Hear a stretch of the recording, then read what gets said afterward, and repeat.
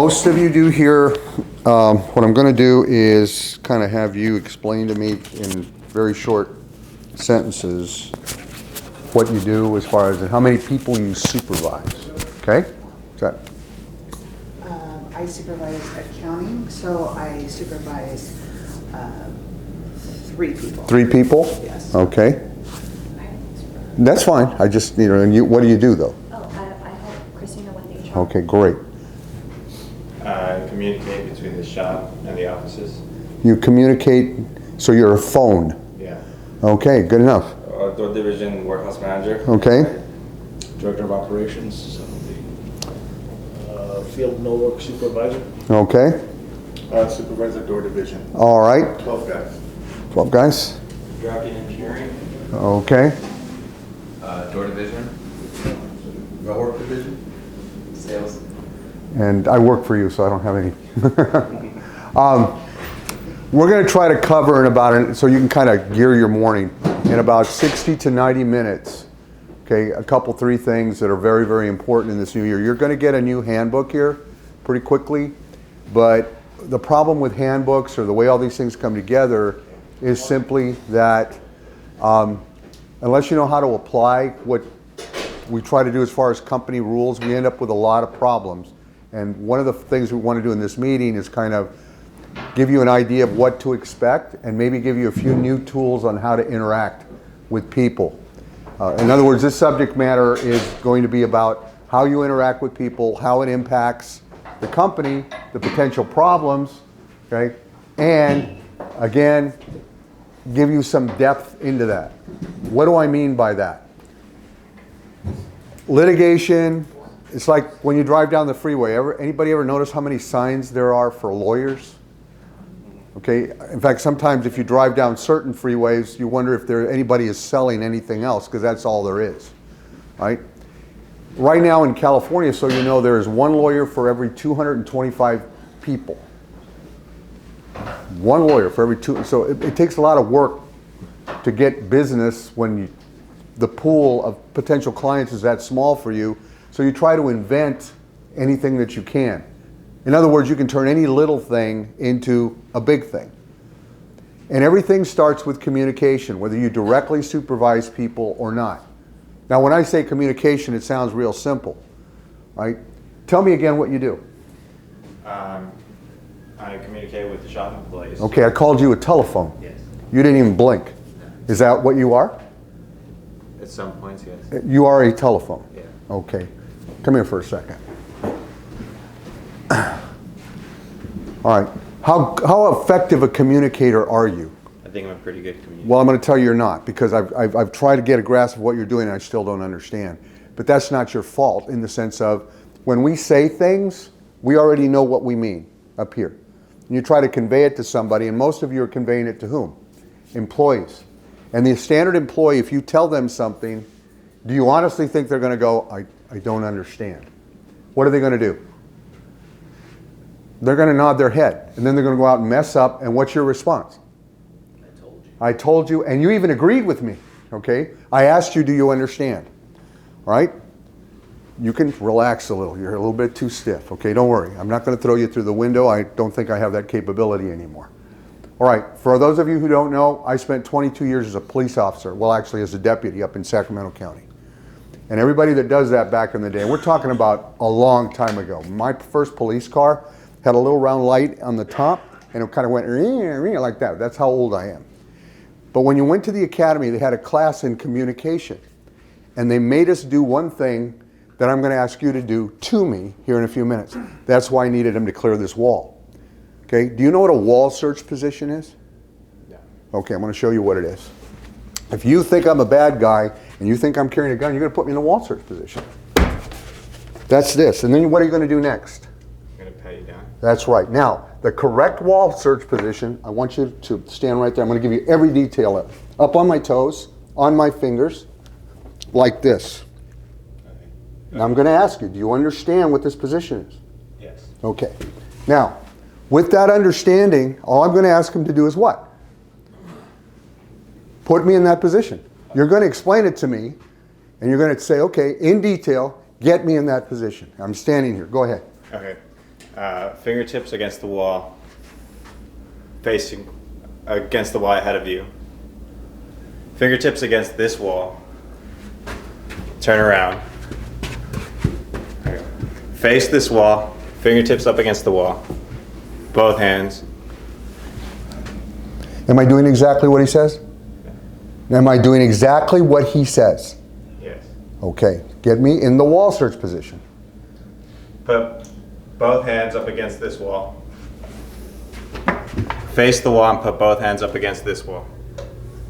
Turn and face your body towards this wall and place both hands on it. Hands above your shoulders. Hands up above your shoulders against the wall. Are my hands above my shoulders? Am I against the wall? We can do this all day. Have a seat.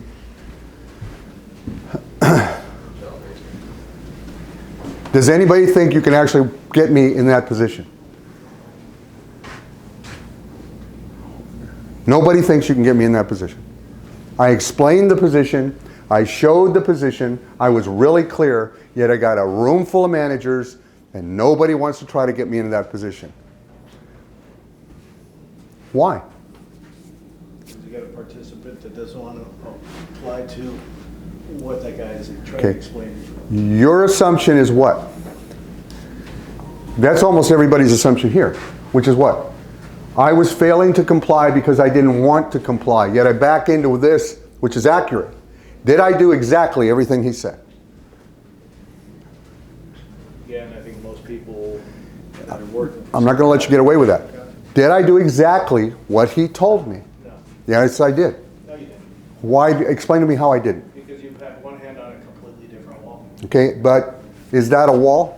And is that a wall? That's not the wall he asked you to, No, he said. He didn't say till later what? Which wall? but he did. But without, no, he didn't.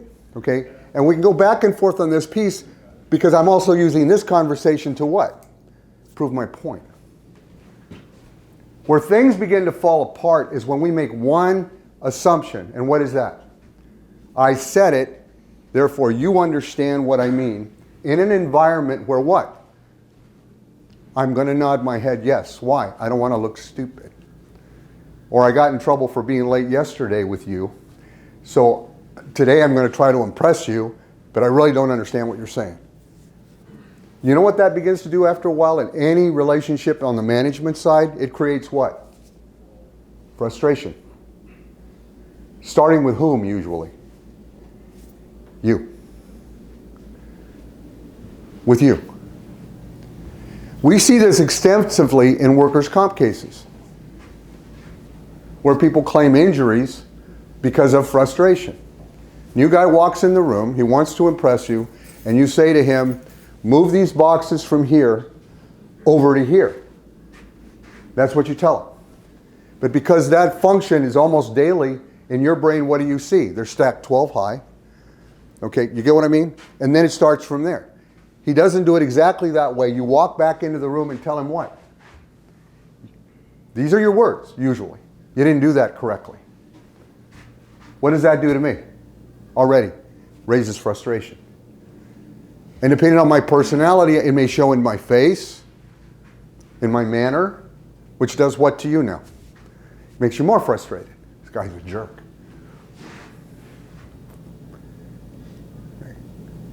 I deal with these things all the time, and what I try to always do is get down to how did something start, or where was it? When we get pieces of litigation, the first thing I try to figure out is who's the person's supervisor, and I try to get an opinion or some kind of rationalization about what? How do they manage? Do you guys all manage the same? No. No. Some of you actually are more patient than others. Some of you are not. But the focus is what? With everybody in this room, to get the job done. Here's the problem of that whole scenario.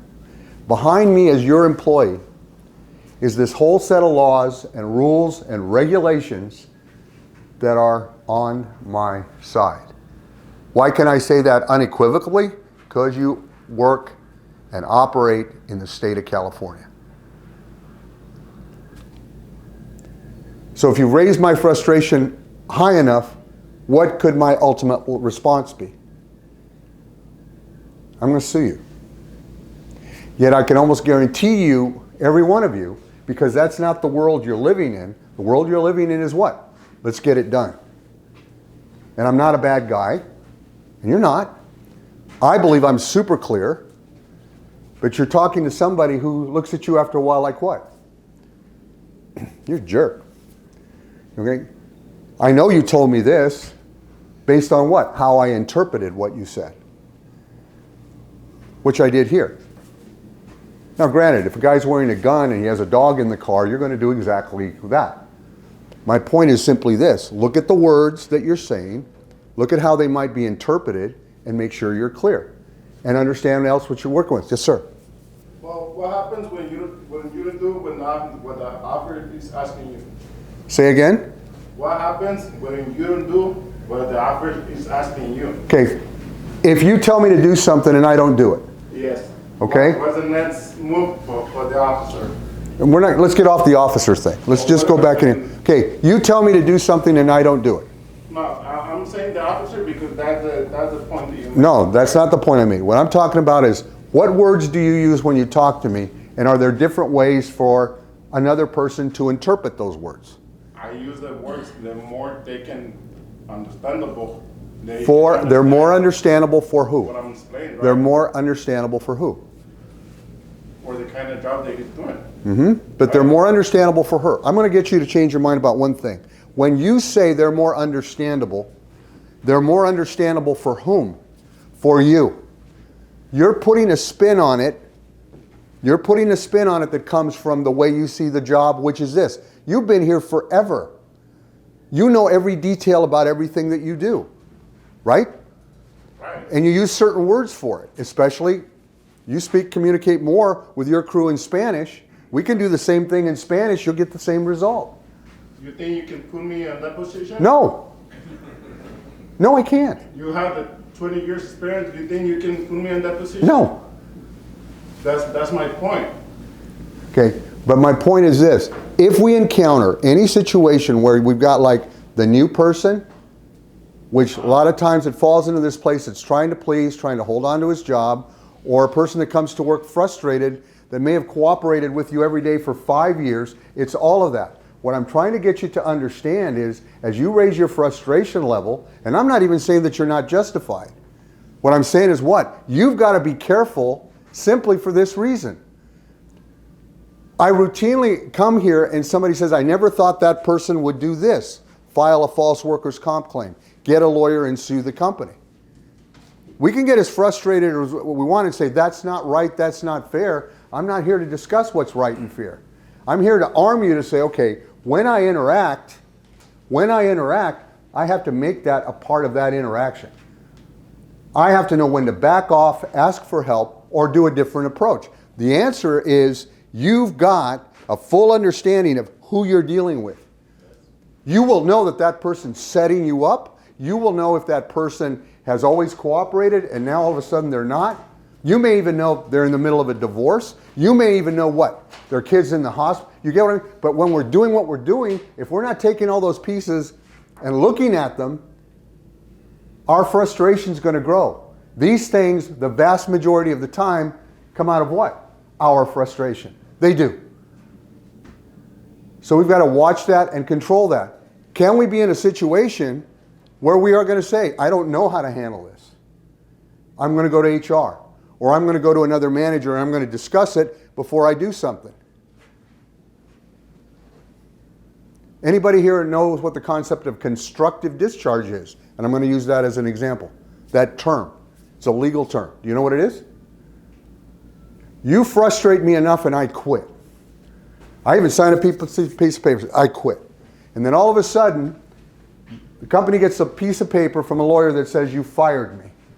You go, this is simple. I got a piece. What I will claim is this.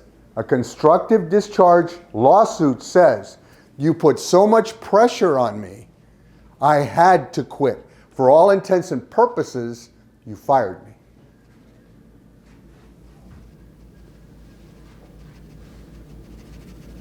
If we put these things in our box of what happens here, we don't have problems. You know where the problem is? When it leaves this place called AM Cabinets and ends up in a lawyer's office, or ends up at the EEOC, Equal Employment Opportunity, Department of Fair Employment and Housing. That's when the problem begins. And where we need to stop it is here, and I'm not saying you stop it in the sense of you don't manage. You've got to take these pieces and parts into consideration as you manage. I am not going to convince him that I was compliant. But that's the point. Okay? We've already said we can't agree on that. Yet I did it, he saw it, same exact thing. But you get what I'm trying, that even proves my point. If we're walking so certain that everything we're saying and every interaction that we have, the other person's clear, they see what you see in here. When you form the idea, you have to sometimes back up and say, maybe I wasn't clear. I'm as clear as I could be, but maybe I wasn't clear. Maybe I need to get somebody to explain it to him. Maybe I need to go back and, even though he's nodding his head yes, you can have a sense that says, I know he's nodding his head yes, but I know he still doesn't understand.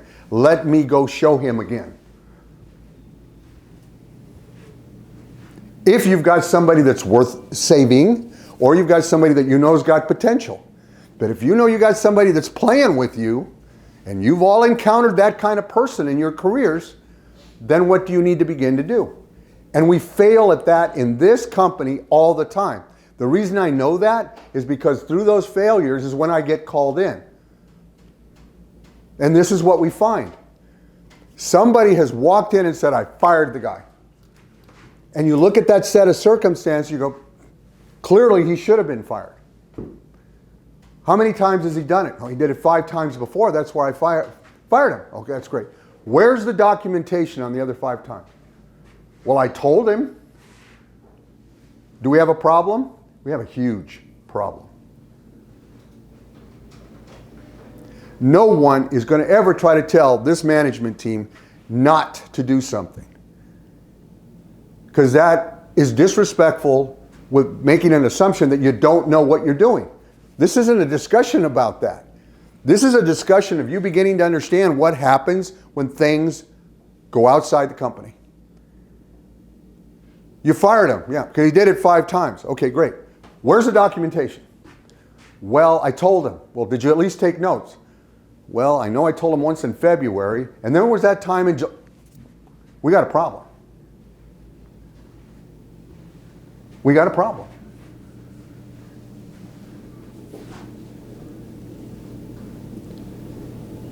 This is getting worse as far as companies getting sued. It's getting a lot worse. And the one thing that some of you who have had me up here before, I always tell you this. Please quit trying to find the truth in all of this. It doesn't work that way. It doesn't work that way. The reason I did this exercise was what? You can turn anything into something else. Anybody can do that. Lawyers specialize in that. But if you've got documentation, if there's been discussions, okay, then we've got a good, strong foundation to turn this thing around, whatever it might be. If I've been late 6 times, and you finally on that 6th time have had it, and you fire me for being late, who's the only one knows that it was 6 times? You. No documentation. Literally, we get into what? No, we get into who said what. Are you believable? Are you more believable than the guy you get? But if it's documented, we've had situations here where employees don't show up for weeks. And you're the only one that knows about it. And they pop up over here with something weeks later, and nobody's bothered to tell HR. They're not even off payroll. I'm not giving you an example from another company. I'm giving you an example from here. If somebody doesn't show up in the state of California, what's the law? How long can they not show up before you don't even have to fire them? Anybody know? No call, no show, 3 days. That's it. What is it? How much? No call, no show, 3 days.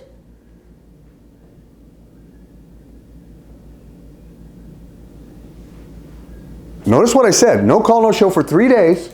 You don't even have to fire them. Well, if you haven't fired them, can they sue you? No. No, the law says no call, no show for 3 days. But what do you got to do after 3 days? Document it, get him off payroll. Pay 'em. Correct? What's that? You have to turn their time in and get them paid to date. That's the other part that I was going to bring up. That's true. Let's say that I've worked 2 days. That's on payroll. And then I don't show up.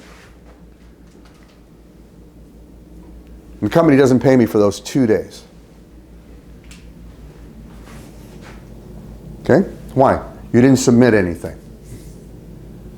What's the penalty for non-payment? Every time for every day they're not being paid, they get a percentage of that day they're not getting paid. For every day that you don't pay them for those 2 days, you owe them 30 days pay, that's 60 days pay. Wow. See what happens when it leaves here? We can go through almost any episode of anything and I can find you where there's a downside. That's the design here in California.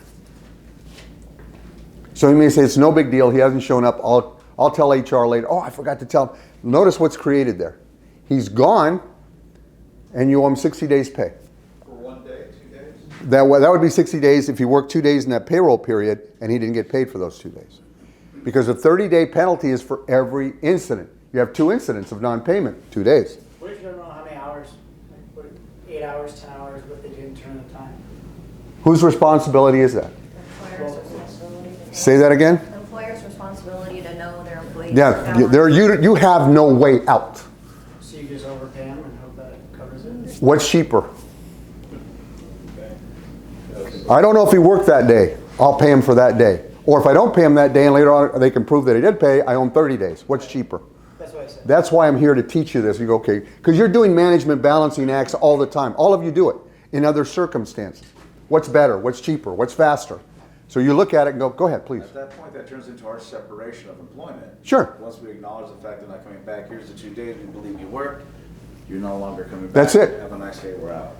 We're looking for the non-litigated piece, number one, that's a priority, and the quickest and easiest way out. And sometimes it costs us money that we're not even sure we owe, but what's the safest bet? Cheaper to pay them, get rid of them. Yeah. And that's usually the case. What's cheaper, to terminate somebody or lay them off? They're going to collect unemployment. If I fire you, what do I have to show? Cause. If I lay you off, what do I have to show? I don't have any work for you. Your handbook, we are an employment at will employer. State of California in general is that way. Huh? State of California in general is that way. Yeah, the whole state is. At will means that you're in a position to make that. However, if you fire me, what do you got to do? Right. And what's the cost you're weighing? Well, he's going to collect unemployment. That's going to cost the company something because that impacts the employment tax. But if he turns around and sues you, oh, you harassed me. Oh, you discriminated against me. Now I'm going to say we're not ever going to terminate anybody. That's not what I'm saying. I'm saying this management team's got to understand what are all the variables, what is a good decision.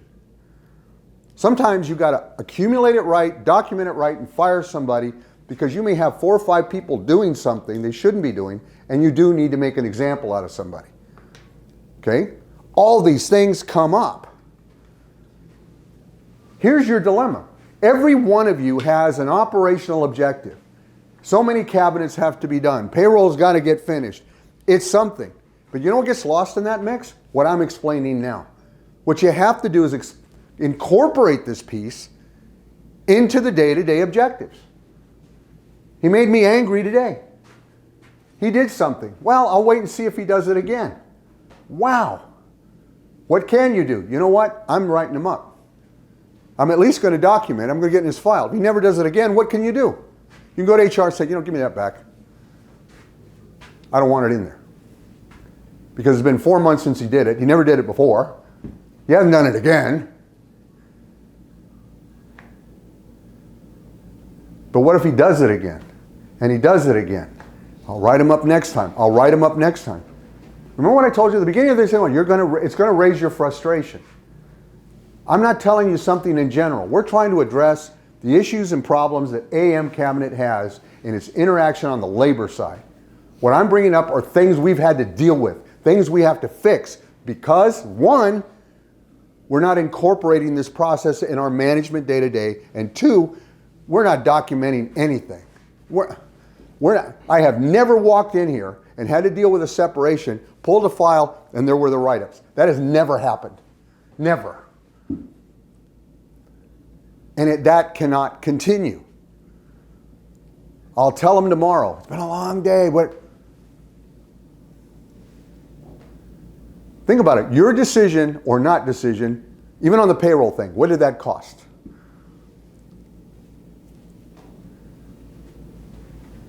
These are not simple things, but you guys do things that are real complex every day. You guide people, you lead people, you instruct people. This has got to be a component part of it. You can get that sense when you're interacting with somebody and you know it's not going to get fixed. You're going to keep having to deal with it. And yet you don't document it. Or you don't say, you know what? Whatever this guy is doing, whatever this lady is doing, I'm smarter than they are. And I don't need to deal with this right now. But I do need to begin to document it and start coming up with a plan if this behavior doesn't stop or I don't get compliance. It is serious, and it's getting more serious. Every year we sit down on the HR component side and say, what laws have changed? And none of those laws ever change and say, let's give the employer more power. What do? Every year? Let's give the employee more power.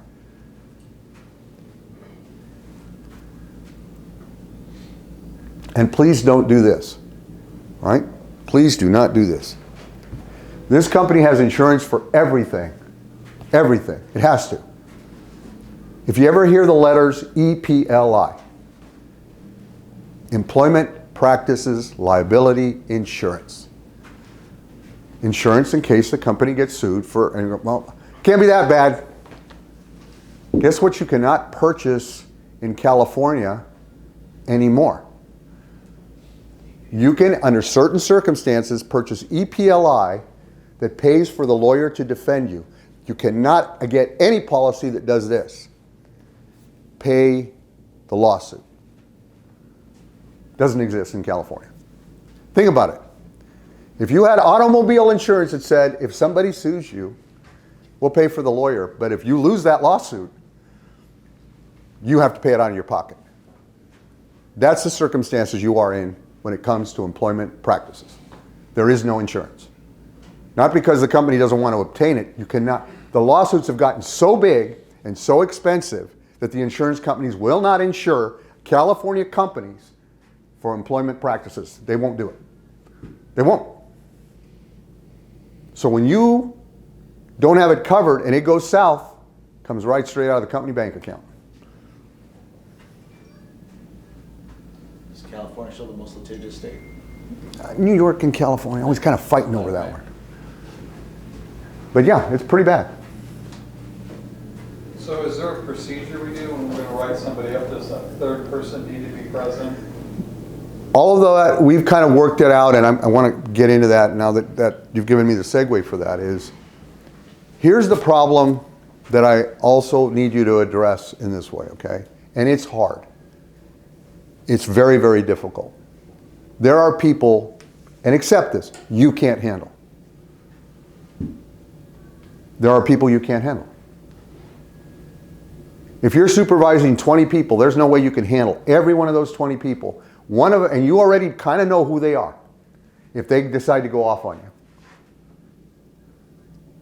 Now you got two ways to approach that. All right? One is you're going to say, okay, I'm going to get engaged with this person, with HR or with my boss, and we're going to figure out a way to either get them where I need them to be, or we're going to figure out a good way to get them out where we don't get sued. But you know what gets in our way all the time? Oh, there's nobody I can't handle. That's never true.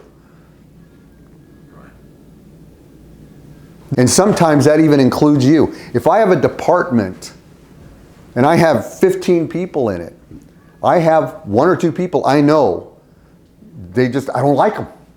They make me mad right away. I don't even know why. But you know what? Maybe you can handle them, or you can help me handle them. That's what, even where it starts. Or I know HR is there, or this or that, or whatever. But if we don't do that, we're going to end up creating issues that wouldn't even be there if we admitted, you know what, I need some help with this one. Because by the same token, most of your people, probably 98% of the people you have, you can handle. So you handle them. However you think is best. And let's get real honest about it. In the last 6 months, who has written anybody up? Okay? For what? Inconsistency of direction, failure to communicate when not working. Okay. How'd that go? It's going still. Has they changed their behavior? Not really. Okay. What's ultimately going to happen there? It's probably going to have to escalate to a further action. Okay. Probably works. If you told them not to do something, have they already given you the same problem? How many times? At least 2 or 3. Okay. How many more times have you written them up? 1 additional time. Okay. Where is it headed? And I'm not trying to put you on the spot. I appreciate your honesty, actually. It's probably coming to the crossroads of having to. So you don't have a plan? It's probably coming to a termination. You don't have a plan? At the moment, yes. In other words, here's a manager. He's got a problem. It keeps repeating itself. What should anybody in that position have already? Documentation, communication. And what else, though? If the machine breaks all the time and you can't get the work done, what do you do with the machine? Do you honestly say, well, I'll wait and see till it breaks again? You don't do that with the machine, but we do that with people. The problem is machines aren't going to sue you. Because depending on the person, okay, and I'm not picking on you, because is what? If that person gets written up, and in that write-up it says, and continued, okay, failures may lead to additional disciplinary action, possibly termination. Forms always say the same. And I do it again, and nothing happens. And I do it again, and nothing happens. What's going to continue? And not only that, but ultimately, if you fire me, what am I going to say? Must have been okay. I did it 23 times and you wrote me up once. Okay? Not only that, but depending on what it is, let's say it's attendance. And this person just really annoys you. 20 minutes late, 30 minutes late, 40 minutes late. And you corner them on it.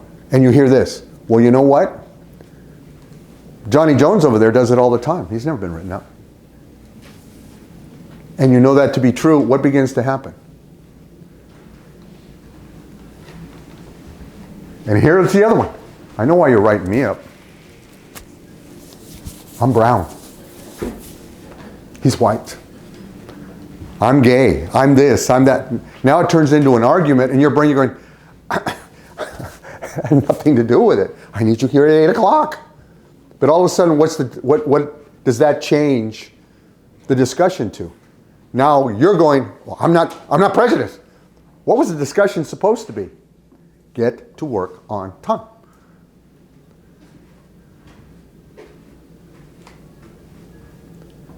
So in all this group in the past 6 months, we've written up one person who's continued the behavior and we did no follow-up. That's not a reflection on this person. It's not.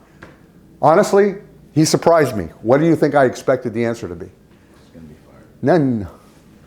Because that's usually the case.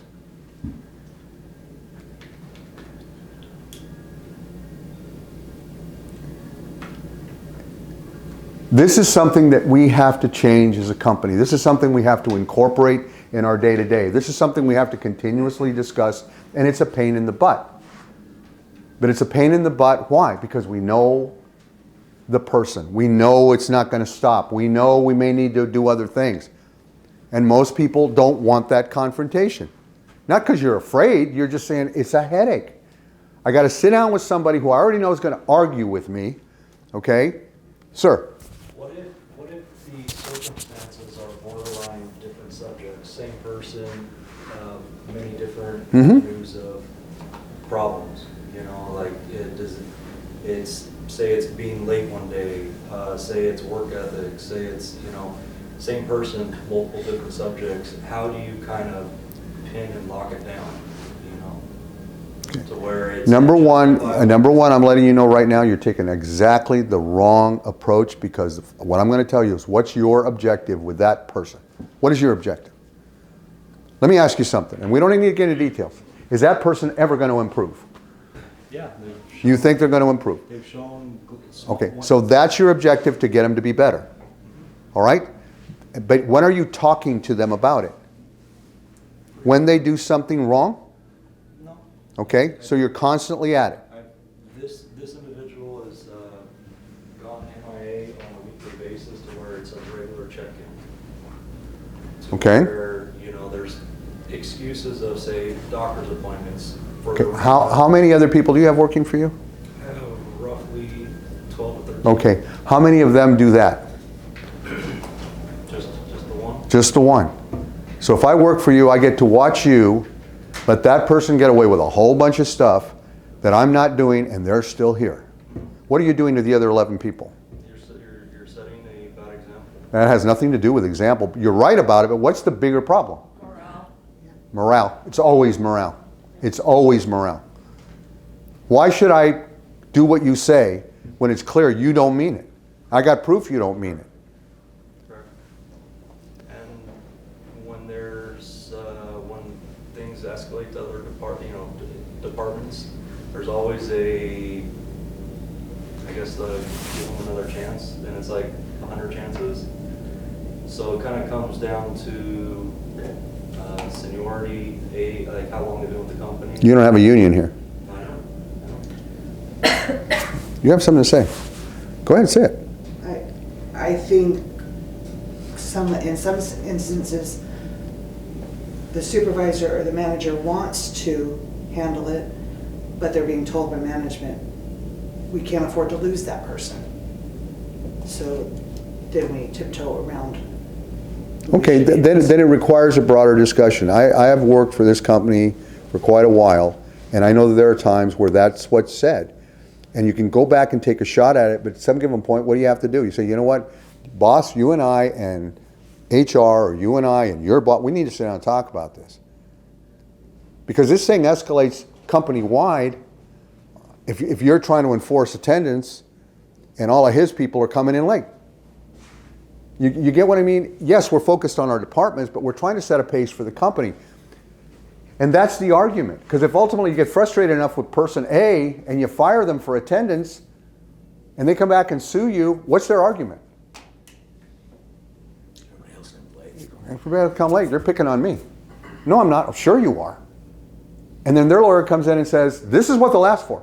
Send me every disciplinary document. You can even X out the names of everybody you've disciplined for attendance in the past 6 months, 12 months. What will we produce? Nothing. Yet we just fired someone for that. It becomes discriminatory. And that's evidence. Isn't that clearly it's discrimination. Now, can we go through the company and fire everybody? No. You got to figure out. That's why I asked you what's your objective. But as soon as you said it, I wanted you to understand, when you set that objective, you've got a bunch of other people that are watching you. The person thus becomes a cancer and a detriment to the rest of the Sure, it does. We're producing an employee handbook. It's got rules in it. Hand it to an employee. What's their reaction? They don't mean it.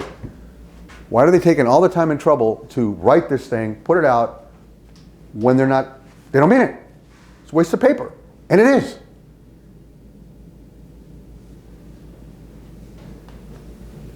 You keep entering deeper and deeper into a world where the lawsuits are there.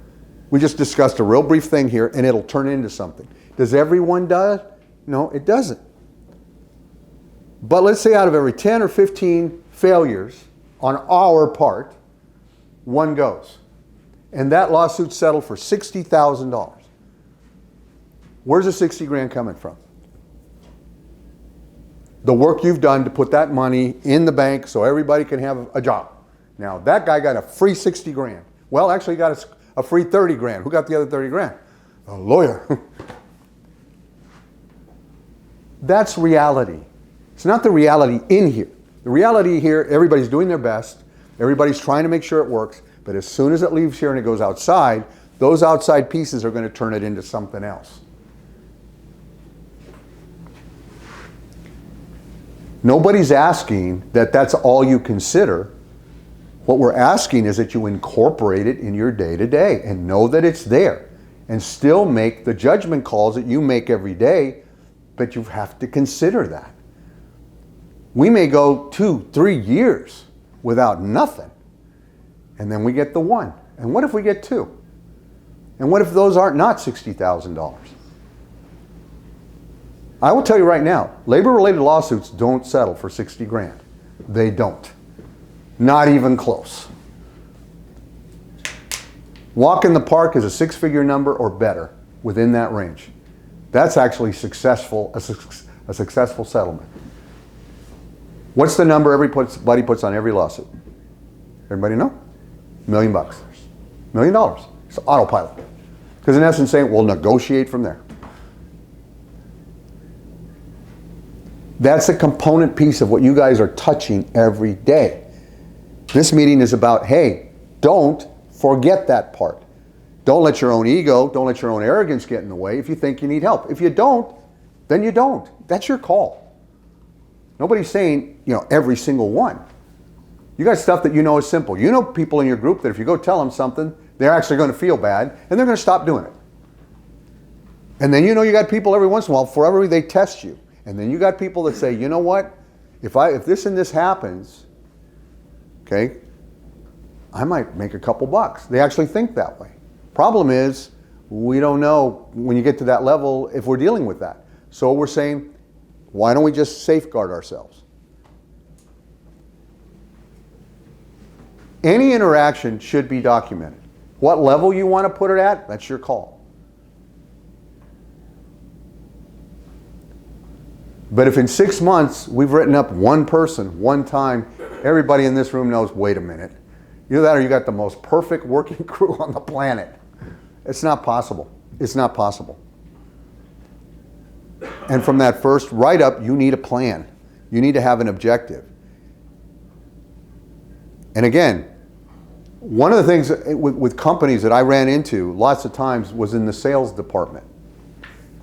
They're key salesmen. And many times it's centered around sexual harassment. And you had key people saying, we can't fire that guy. He's our best sales guy. What's on the other? Well, okay, well, he's only caused you 3 lawsuits. Sure, I mean, I'm sure that balances out. I never understood how. Because beyond the money you're paying, what's impacting the employee base? They know people like that behave that way. Everybody knows they're doing it. You get what I mean? We're back to what? Morale. You know what happens to people that do the job and they do it well? Be honest, you forget about them. What's all your total focus? When you walk in the door and the one that's always giving you price starts walking towards you, okay? That's where you spend your time. How much time you spend on good people? You don't. And that doesn't say anything bad about you because that's pretty much where everybody is. Where should you actually be spending your time? On your good people. Even if it's walking up and saying, hey, you're doing a good job. Whatever. But you're not. My point is, people that don't do what you ask, they draw you. They burn your time. And you've got a decision to make at that point that says, what? How much time am I going to spend on this? And then if it starts getting bad, you have to do what you do with other things. I have to go back to my equipment example. I cannot keep having this thing break down. Things aren't getting done. Okay? I keep having to run over here to fix it. And I know that in another couple days I got to run back over here to fix it again. Okay? If nothing else, look at it from that perspective. There is no way any employee can outmaneuver this management team. It's not possible.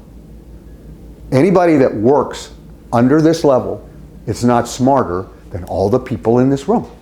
It's not possible.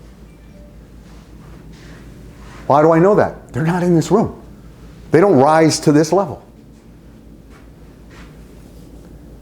So either you can handle it individually, or you can have a conversation with somebody you work with side by side as another manager that you trust and bounce an idea off. What do you think? How would you handle it?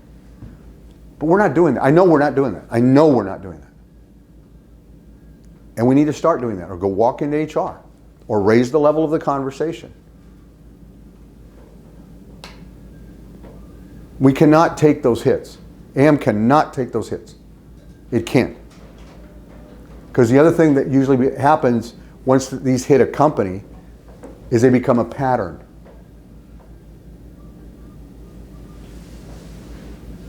You know what? If I'm a lawyer, what I can do? If somebody walks in, where do you work at? I work at AM Cabinets. What happened? Oh, they did this, this, and this. What do you think is one of the things that I do right away? I go into my little system and I go look at how many times AM Cabinets has been sued. Why does that matter to me? Because when I go negotiate a settlement, I'm going to say, Because if we go to court, I'm going to bring up the fact that you've already been sued for the same thing 2 times before. It's a threat, but it's a viable threat. See how this thing begins to escalate? I wish I could tell you that it's what you think it is. That as long as we tell the truth, we're going to be okay. Truth has nothing to do with this. It's a process, and you have to be strategic. The strategy starts with you. Are we interacting with employees in a positive way? What do I mean by positive? Are we clear on our direction? We're not assuming they know. We're working to make sure they know. And you're right. You're going to know right away if somebody's playing games. Well, I didn't understand. And then your brain goes, okay, fine. I know you did. But what's your reaction after that? How do you build to the positive outcome? Sometimes the positive outcome is you make that determination, I'm going to have to fire this person. That doesn't mean at that point you walk out to your office and go, you're fired. But I got to have a plan. How many times have I written them up? How many? Okay, I can do this, I can do that. You are able to make this work. We are talking here at the beginning of the year. My biggest concern is that I'm going to get a call from out here and they're going to say, we got this paperwork. And then it starts from there.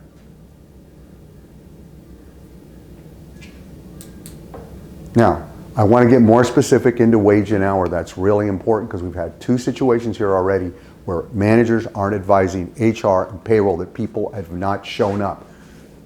Remember what I just said when we talked about it earlier. I'm not saying that you fire them, have not shown up. What's the criteria? 3 days. Now, does that mean you're going to get rid of them? That's still your call. It's your department. But you need to know, hey, I'm here. Okay? I got to let you know.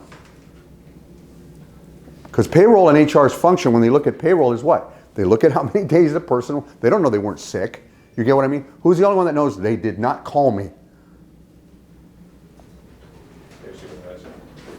You're it.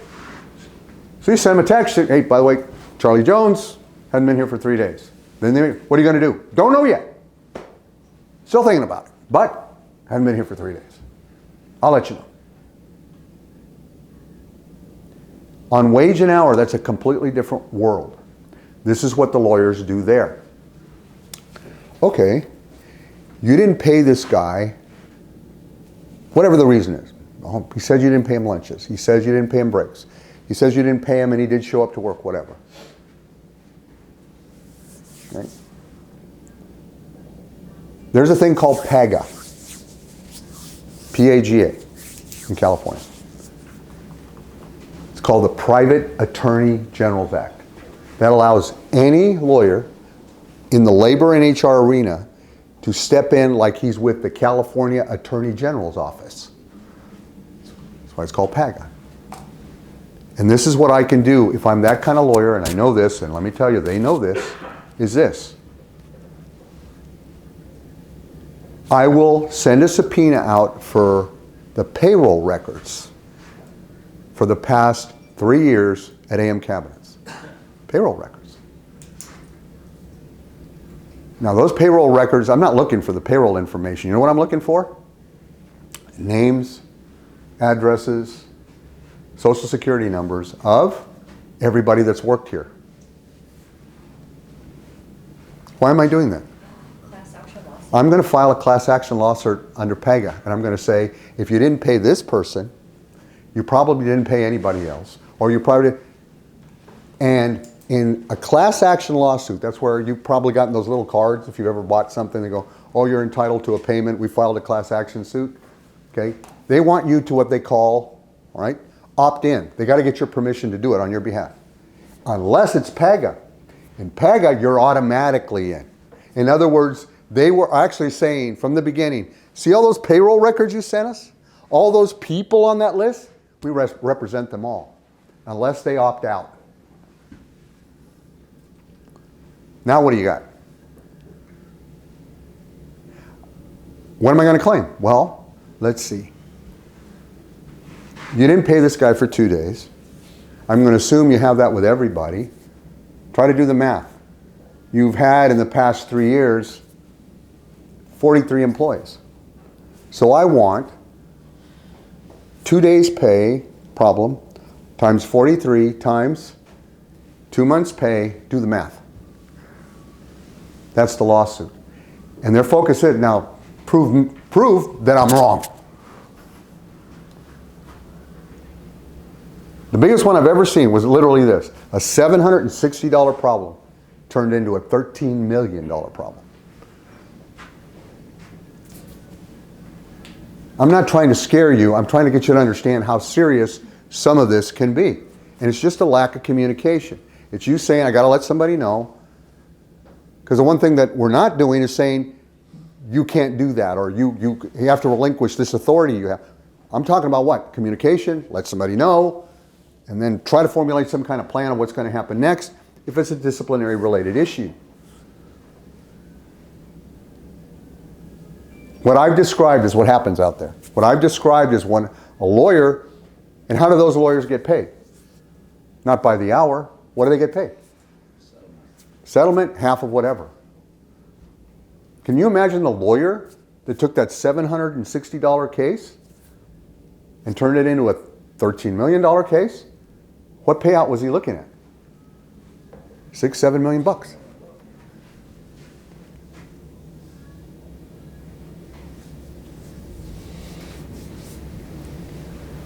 We have to start looking at this thing for what it is. We have to start looking at it in a way that we're doing your primary focus, which is what?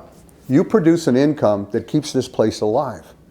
There's another aspect to that, which you already do, even if you haven't clearly been told that. You protect the company. Otherwise, what good does it do you to earn an amount of money that goes in the bank account so everybody's got their job if you're not making sure that that money stays there so everybody's got their job? This is that half. This is that part. And you know who knows this stuff, a lot of them? Your employees. A lot of what I've told you, I'll bet you a lot of them know. So if they decide they're angry enough or frustrated enough, at a bare minimum, they're going to pick up the phone of that lawyer they saw on the billboard on the freeway. It's not like it's complicated.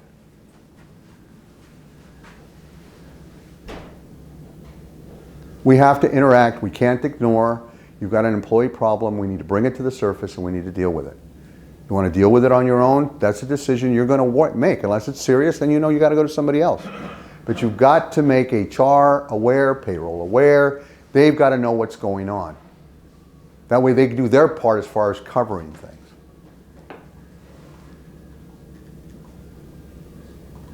And I'll be honest with you, and it's just my opinion. I mean, do you want to look at, you got your most productive guy. He's the fastest guy, the best guy, produces the best quality. That's great. But if you're making an exception, what are you doing to the quality of work of the other 5 people, 10 people, 15 people that report to you? When they see that their person's getting away with something. It's very rare that anybody's that valuable. But you've got to have that discussion with the right people within a company. And sometimes you stagnate. I've been in a lot of situations where we know that person's going to be gone. So the assignment is this. Let's get their replacement. Let's get the replacement trained, make sure it works out, and then we're going to lay that person off. Yes, we have enough to fire, but You see what I mean? You're strategizing. How long is it going to take? 7 months. Because of the type, you get what I mean? It's a plan. And the rest of the group says, hey, what happened to Charlie? Well, he's gone. He's gone. Because in their brain, what? They're saying, no, they're never going to get rid of him because he's gone. Okay, well, now that makes sense. Any questions? Alex? So if we're not giving notices now, you said we haven't given any notices over the years. Do we have to warn everybody that we are going to start writing people up? You have it in writing. Everybody's got their handbook. I'm going to be meeting and finalizing the handbook situation today. One of the reasons that I wanted to get out here and talk about it is, why are we revising handbooks and doing all that stuff? Basically, at the end of the day, it's a piece of paper that's gathering dust in the corner, okay? And we're not using it when you believe that you need to use it. And things that are like that. One of the things I don't believe in is that, in fact, that's one of the things I'm going to be talking about when we review the handbook. There's a concept called progressive discipline. I'll give you a verbal warning, then I'll write you up, why don't I believe in that? I don't believe in it for this reason, okay? If I punch you in the face, I don't deserve a write-up. What do I deserve? I should get fired. But if I've got a written document that says, this is what we do, you're in essence saying, you got to punch me in the face 3 times and then I can fire you. No. Companies got to have leeway. Do I think it's best that you sit somebody down and you discuss it with them because they're late or something like that? Yeah, it's great. But notice my interaction with you. I said, what's your end game? You get what I mean? Yeah. You don't go, I'm going to write him up. Okay, that's fine. What's your end game? Is he salvageable? Yeah, he is. Okay. Then don't just interact with him when he's doing something wrong. If you say, I can develop this person, then I'm going to meet with you every other day. Why? Because I want to make sure I keep you on the right track. Because I think you can do this. Alex? Social media, so everybody's on their phones and using them all day during the days. How do you pick that one person and zero him out to say that you got to stop doing it? We're talking to you about it. Here's your write-up. But now you got 30 other people that are still doing the same thing. Okay. How do you on that one, what I would do, that's what I mean, that's why you need flexibility. I would get my 30 people and I would say, you know what, we've had a policy on phones. We've all violated. You might even say, even I have, but I'm letting you know now, I can't let that happen anymore. So I'm letting you know. That goes back to what you say. Maybe you're going to, for that, that's why I'm saying you need flexibility, depending on what's going on. Sorry guys, not anymore. So if I see you, expect that I am going to now start enforcing that policy. You're not mad, you're not upset, you're acquiescing, you're giving them plenty of notice. Because you've allowed a habit to occur. That habit is what? No phones, but we let phones. I'm letting you know, got to enforce it. And you can make up your own reason. Why now? Well, because it's been identified as a major safety concern. You'll come up with something that makes sense. And that's what you'll present. For something like that, where you know the company, and I'm using the term habit, like you do, you create habits within your department of certain behaviors. That you're probably going, God, I wish they wouldn't do that. Or you find yourself saying, God, I wish he wouldn't do that. When you find yourself doing that and then walking away, what are you doing? When your job is, come on over here for a second, come into my office for a second. Why are you doing that when you know you're not supposed to? You're going to set that conversation. You're going to interact with that employee. You got people here that you know have done a great job forever, and they're having a bad day. That's a lot different than I've been working for you 2 weeks and I have a bad day. You are in a position to take all that into consideration, as you should. As you should. But at some given point, whatever the problem is, you've got to fix it for what it is. You've got to have a game plan. And you have every right to say, this guy's great, or he's new, but I see potential in him. I'm going to address it that way. Till I figure out wrong way to address it, then I'll shift. Now I'm going to work on a plan to get him out of here. You can do all of that. Nobody's in a position to tell you, on this situation, do this. There's too many variables. There's too many variables. That's why you're there. To identify the variables, come up with a plan. Big question hangs in the air. Why aren't you doing it this? That's why I give you the machine is broken example. You address it. Why? It's delaying production. Or why? It's a pain in the butt. Why is it? Those are your reasons, whatever your reasons are.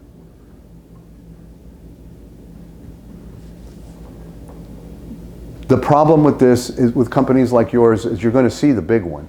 You had a question, sir, and I didn't take it in. Yeah, so earlier when you talked about documentation, you mentioned keeping notes on people. Mhm. So say if someone does something, it's the first time doing it, they don't have a history of it, and I don't want to do a write-up or a warning, since it might just be a one-off thing. Is that when I take that note, do I have to have it present? Do I have No. to sign it? Or is it something keep to myself?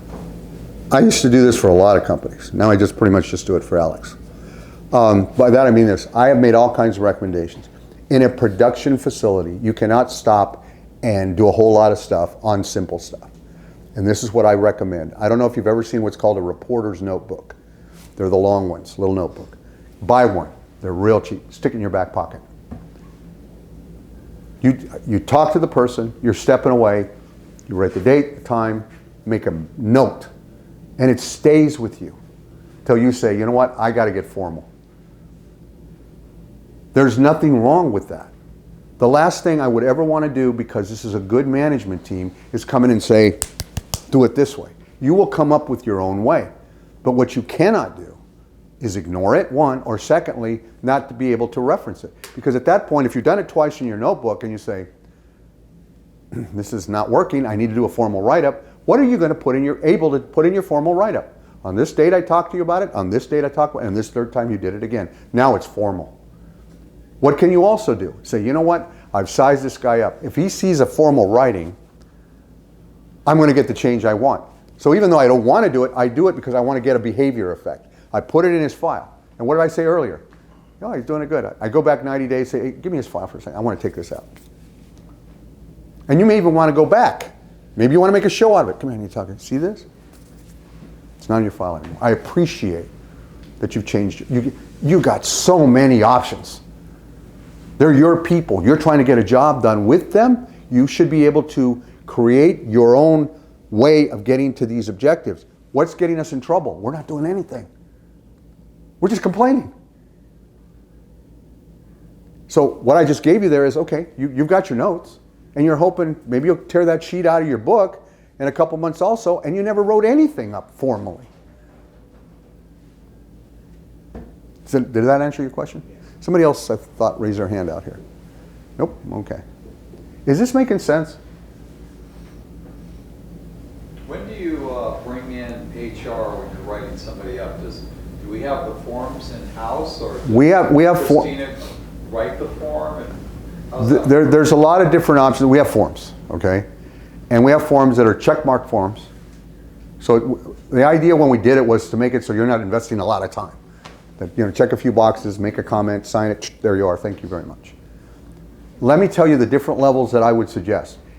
You need, and I'll know we're getting somewhere if in 3 or 4 months HR tells me I've had 2 people, supervisors, walk in my office and say, I need some advice. HR doesn't tell people what to do. That's not the structure here. The structure is they're there to give advice or help you handle issues, okay, so you can get to the right decision. Whose decision is it? Yours, all right? The other thing I will tell you, and that has happened here, hasn't happened in a while, where there's a problem, I get the call, and I say, okay, can we set up a conference call with that supervisor, HR, Alex has been in a few of them over the years, and we talk about what might be the options to do. Notice how I even explained that one, the options. My job in that is I try to come up with options. Who's going to make the decision? Unless it's something very dramatic, it still falls back to you. This is, I mean, it's a resource. That's all this mechanism is. In your daily operational functions, there are probably things where if they come up, even if you're calling the outside repairman because you don't know how to fix that, this is that same concept. Nobody's going to be running away with your authority. That's not the way this company is. But we have to be very cautious that we are not responding. There are write-up forms, and I'll be honest with you, if somebody back here says, you know, this is still too time-consuming, we'll redesign it. Because the concept is here, what? We've got to produce documentation. What's the most efficient way to do that? Believe me, I've been doing this a really long time, and I am not big on process. I am huge on objective. What's the objective? How do we get to the objective achieved? That's it. You're not going to be filling out a 3-page form on a disciplinary function or a termination or whatever. Yes, ma'am. And I have a lot of supervisors who just send me an email, where I'm CC'd, they wanted to communicate something, no problem. I just put it in their file. They say, please put this in the file. Sure. And it's easy, and that's all it takes sometimes. You guys are busy. Okay, the role of this company is not to manage personnel. It's to serve the customers of this company. But part of that function has to include personnel, okay, interactions. You can't get by without it. Why? Because the work you're doing, most of you are doing it through and with other people. That's all that this is about. That's all this discussion is about. We can't forget that, and we can't forget that out there's a lot of vultures sitting there waiting for somebody to walk up to them and say, these horrible people did this nasty thing. And I'm sorry, in the world we live in now, you can't say, no, we didn't, okay? It doesn't work that way. If we can get ahead of it, if you got somebody, honestly, in your purview that you know isn't going to make it and they're a headache, you should begin to develop a plan of how you're going to go about fixing it. That's your job. That is your job. That is part of your job. And I will tell you, just from what I've seen in the interactions I've had here over the years, we don't do that well here. We don't. The authoritarian approach, which I understand, is over. I said it, therefore, it's over. That is not going to work. Literally, if I need to be more clear, if you want somebody out of here, you got to work at it. Maybe you got to set them up, maybe whatever. That's not a bad thing, because if you open the door to the bank and somebody robs the bank, the excuse is not, well, you left the door open. You're not supposed to rob the bank. Door open or not, if you get what I mean. This is the function. Carry out the function. You don't do it, sorry, that's what you're here for. Again, any questions? I don't want to tie you guys up too much, but we have to work this out. And I know that the folks over at HR, payroll, they'll help you. Okay? I'm a phone call away. I am. I've been on a lot of calls on this place with different things. Okay? And I will not tell you what to do. That's not my job. That's not why Alex has me. I will tell you the ups and downs. I will tell you, if you do this, this might happen. If you do this, this might happen. Or you might want to consider this. And then you're going to make a decision. But I may put something out there that you say, you know what, I never considered that. Or with that, yeah, this might be a better way to go. I was already thinking about doing it, but yeah, this is a better way to go. Or no, this is really, I'm glad I didn't do it. I was thinking about it because this might turn into this. That's the support that you have. Okay? And with your person, clearly, you got to figure out what the thing is. And again, I've got everybody that's a powerhouse here, back of the room. And I'm speaking out. I'm saying there's nobody here that's that valuable. Things have to change. Things have to get better. They do. That's how this thing has to work. And that doesn't mean that everybody needs to get fired. In fact, the home run with the bases loaded is you fix it and that person's still here. But you got to fix it.